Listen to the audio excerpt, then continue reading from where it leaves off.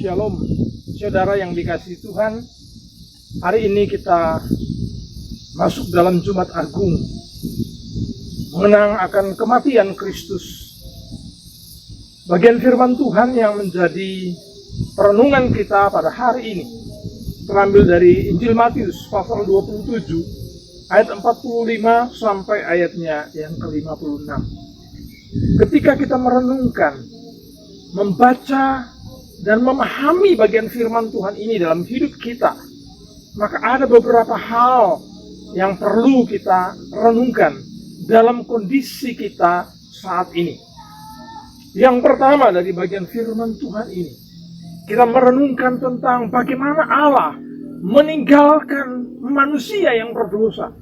Bahkan Yesus Kristus, anaknya yang tunggal itu, ditinggalkannya oleh karena dosa. Maka di dalam ayat yang ke-45 dan ayat ke-46 berkata, mulai dari jam 12, kegelapan meliputi seluruh daerah itu sampai jam 3. Kira-kira jam 3 berserulah Yesus dengan suara nyaring, Eli, Eli, lama sabachthani. Artinya, Allahku, Allahku, mengapa engkau meninggalkan aku? Allah meninggalkan Kristus. Dia meninggalkan oleh karena dosa. Dia meninggalkan Kristus oleh karena beban dosa yang harus ditanggungnya. Saudara, Allah penuh dengan kemuliaan. Dan ketika manusia jatuh dalam dosa, ada keterpisahan antara manusia dengan Allah. Sehingga seringkali kita merasa bahwa Allah meninggalkan kita. Ya, Dia meninggalkan kita karena dosa. Yesus berteriak ketika berada dalam kondisi posisi akan mati di kayu salib. Dia berkata, Eli, Eli, lama sabachthani. Allahku, Allahku, mengapa engkau meninggalkan aku? Allah sangat mengasihi kita. Namun karena dosa, kita tidak bisa bersatu dengan Allah. Maka dosa kita harus diselesaikan. Saudara yang dikasihi Kristus, kematian Kristus mengembalikan keterpisahan kita dengan Allah. Kematian Kristus memungkinkan kita untuk mendapatkan kembali kemuliaan Allah, untuk bersatu lagi, bersekutu, berjumpa lagi dengan Allah.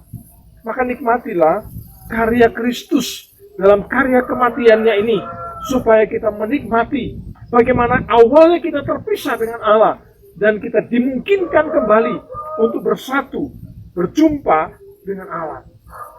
Hal yang kedua dari bagian firman Tuhan ini, Matius 27 ayat 51, dikatakan, dan lihatlah, tabir bait suci terbelah dua, dari atas sampai ke bawah, dan terjadilah gempa bumi, dan bukit-bukit batu terbelah. Tabir bait suci terbelah.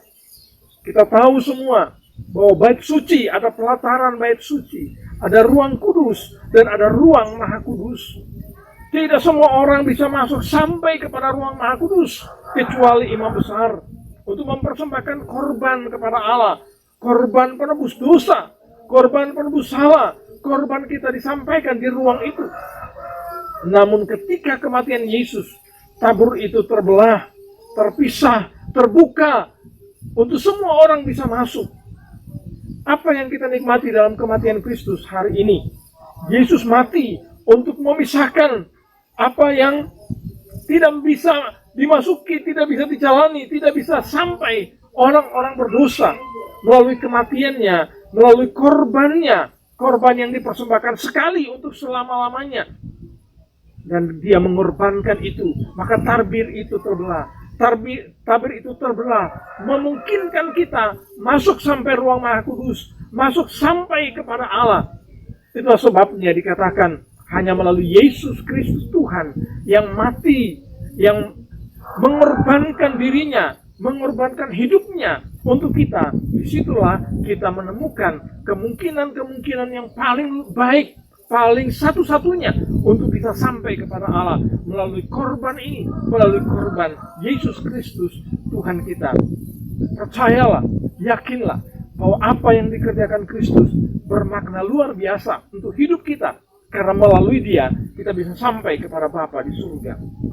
Yang ketiga, dalam ayat yang ke-54, kepala pasukan dan prajurit-prajuritnya yang menjaga Yesus menjadi sangat takut ketika mereka melihat gempa bumi dan apa yang telah terjadi, lalu berkata, sungguh, ya ini adalah Anak Allah.